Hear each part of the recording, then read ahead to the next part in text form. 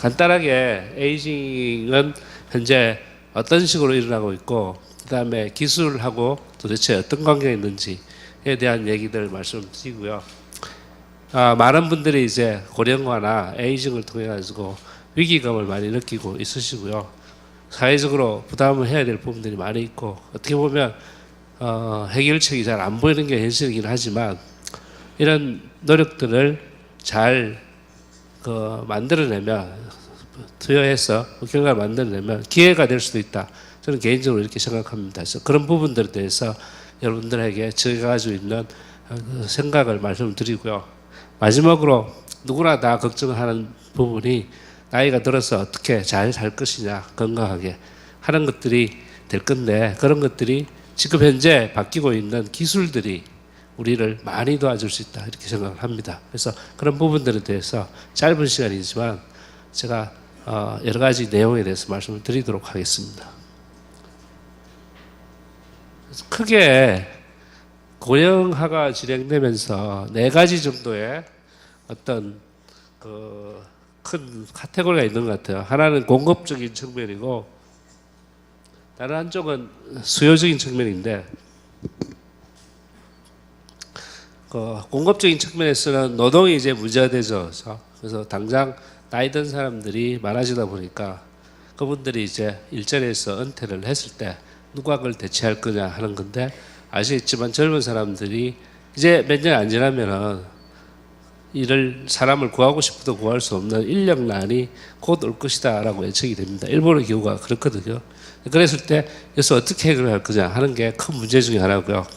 다른 하나는 자본적인 측면에서 현재 나이 드신 분들이 돈을 안 쓰잖아요. 그래서 그 돈들이 은행에 다 묶여 있는데 각국 정부는 또 경제 살린다고 돈을 엄청나게 풀어놓고 나니까 옛날 우리가 살아왔을 때를 비교하면 인플레이션이 엄청나게 되어야 되는 상황인데도 불구하고 안 되고 있는 이유 중에 하나도 이 노령화가 가져온 결과라고 생각을 합니다.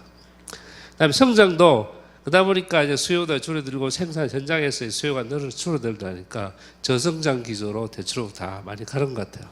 마지막으로 노인들이 되다 보니까 이제는 그렇게 많은 노인들이 한꺼번에 이 지구상에서 살았던 경험을 우리가 해본 일이 없습니다. 그런데 새로운 니드들이 많이 창출이 되는데 이런 니드들 하나하나가 어떻게 보면 기업으로서는 제품이나 어떤 서비스를 제공할 수 있는 기회가 되다 보니까 새로운 산업들이 많이 일어날 것이라고 생각을 합니다. 그래서 이런 부분들이 우리에게 주어지는 기회가 될 수 있고 이런 기회들을 잡기 위해서 기업이 제품이나 서비스를 개발한다면 우리의 노후 생활을 좀 더 편하게 할 수 있는 이런 상황들이 많이 만들어질 것 같습니다.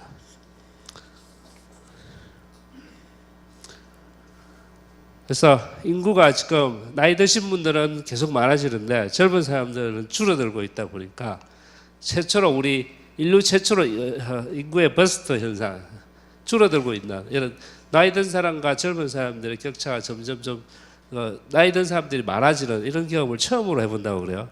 그래서 거기에다가 거시적 환경이 엄청나게 기술 아마 잘 아시겠지만 알파고 때문에 충격들을 다 같이 받았잖아요. 그렇지 않나요? 그래서 그런 것들이 우리 앞으로의 삶에 엄청나게 나쁜 영향을 줄 수도 있다 해서 걱정들을 많이 하시고 계실 때 저는 개인적으로 나쁜 영향을 주기 전에 좋은 영향을 더 많이 줄 것 같아요. 그래서 더 많이 도와줄 수 있는 기회가 될 거라고 생각합니다. 세계화 문제도 이제 고령화도 전 세계적으로 일어나고 있는 문제고 그다음에 국경이 없어지다 보니까 어떻게 보면 그게 엄청난 위협이 될 수도 있고 기회가 될 수 있는 문제고요.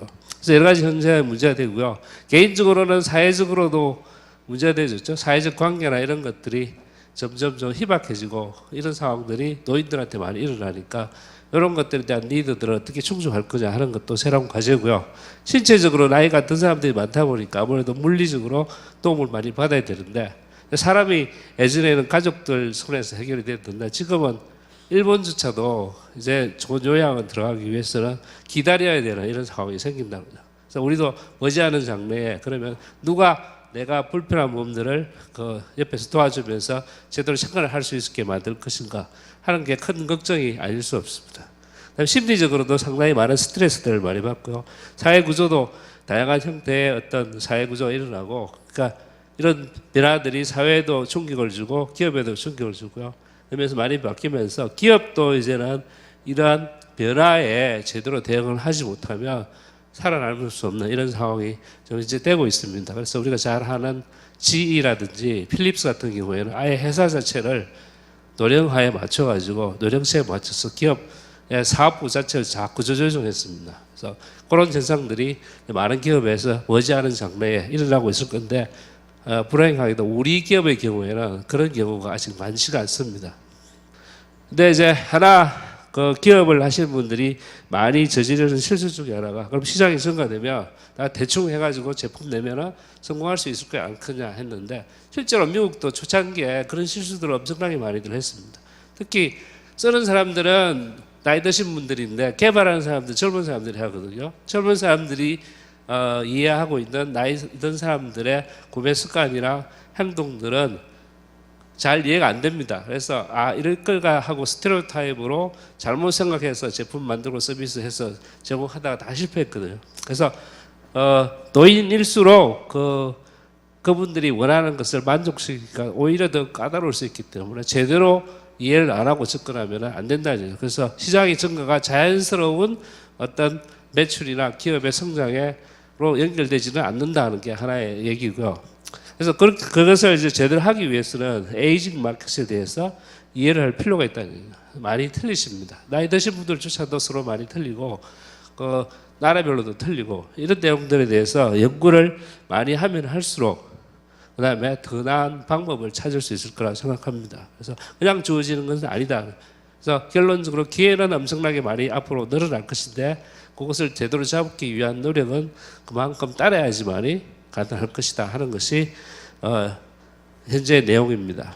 그래서 어떤 일들이 일어나고 있느냐 하는 것들을 저희들 연구원들하고 현재 한국의 우리나라의 나이 드신 분들이 뭘 원하고 있는지를 조사를 했습니다. 그래서 대충 크게 나눠가지고 한 6가지 정도 큰 카테고리로 원하시더라고요. 그래서 건강관리, 사고 질병 예방, 사회적 관계 맺기, 편리한 삶 살기, 독립적 삶 살기, 지속적인 노동을 했으면 좋겠다. 일을 계속 했으면 좋겠다.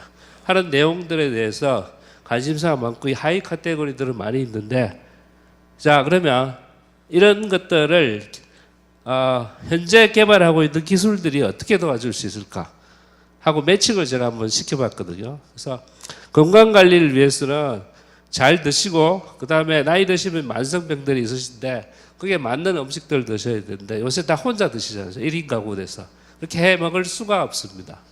그렇죠? 근데 그런 것들을 현재 요새 우리가 얘기하는 새로운 기술 빅데이터나 그다음에 사물 인터넷이나 그다음에 요리 로봇들이 많이 나왔더라고요. 그다음에 배달하는 것은 로봇이나 드론이 합니다. 이런 것들이 종합이 되면은 내가 원하는 것을 이런 기술들이 자기들이 알아서 구매를 해서 요리를 해서 시간에 맞춰서 줍니다. 그 요리가 나를 위한 맞춤형 요리였죠. 그 다음에 내가 운동을 안 하면 운동에 대한 관리를 하고 그 다음에 여러 가지 ULS나 이런 것에서 나를 모니터링 해주고 IoT가 그 기업 집 내에서 사물들을 연결해서 내가 잘하고 있나 하는 것을 끊임없이 돌봐주고 이런 상황들이 생기니까 건강관리가 저절로 되죠. 사고가 질병 예방에도 끊임없이 이런 사물 인터넷이나 여러 센서들을 통해 가지고 내가 잘 있다, 잘 활동하고 있다, 내 건강 안전하냐 하는 것들에 대해서 충분히 돌봐줄 수가 있습니다. 사회적 관계 맺기도 얼마 전에 제가 아는 분이 손자를 낳았는데 매일 며느리가 동영상을 사진으로 보내주는데 그게 그렇게 적었답니다. 최고의 그 할아버지 할머니들 기쁨인데, 근데 그런 그 관계를 맺는 것이 예전하고 달라서 이제는 다 따로 사는데 어렵지 않습니까? 그렇죠? 그래서 우리가 소위 말하는 가상현실이나 정강현실이나 우리가 얘기하는 인터넷, 빠른 인터넷이나 이런 것들을 통하면 바로 옆에 있는 것처럼 매일 보고 옆에 살진 않지만 같이 관계를 맺고 이렇게 할 수 있죠. 얼마 전에 일본의 백화점에 갔더니 평일인데 낮 시간에 전부 할머니 할아버지들 모여가지고 거기서 식사하시고 노시다가 가시고 얼마나 자주 오시는지 쿠폰을 찍어주더라고요. 그래서 그렇게 이제 사시는데 사실은 인터넷이나 이런 것만 통해 가지고는 지금 현재 수준 가지고 외롭거든요.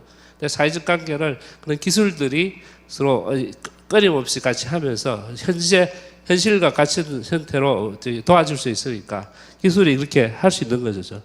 편리한 삶이라는 것은 예를 들어서 여러 가지 일을 하는 데 있어가지고 나이 드신 분들 제일 하기 싫은 게 요리하고 청소하고 밥하고 뭐 이런 거 다 싫어하시더라고요.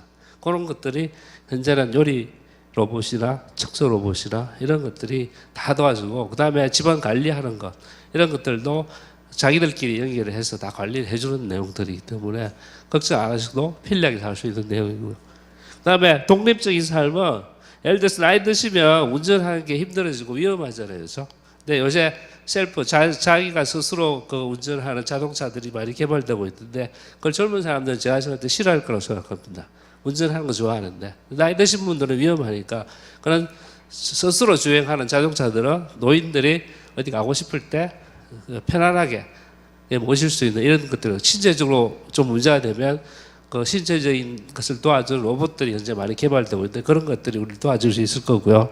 그다음에 지속적인 노동 같은 경우도 이제 나이가 들면 아무래도 반응 속도 늦고 눈도 안 보이고 척추도 아프고 힘도 없는데 어떻게 일을 계속 하느냐 하는데, 요즘 그 독일을 중심으로 인더스트리 4.0에서는 개별 작업대를 개별을 다 합니다. 예를 들어서 내가 통풍이 있어서 발이 시리면 그 작업대만 따뜻하게 온풍을 넣어줍니다. 그다음에 눈이 잘 안 보이면 저기 안경을 주고, 힘이 약하면 근력을 옆에서 도와주고, 작업 속도를 늦추지 않게 합니다. 그래서 나이 드신 분들이 오래 같은 작업을 했을 경우에는 경험도 있고 해서 별로 생산성이 안 떨어지는데 그런 것들을 통해서 계속 유지시켜주면 택배나 이런 거 안 하시고 그 자리 그 일을 계속 하셔도 된다는 거예요.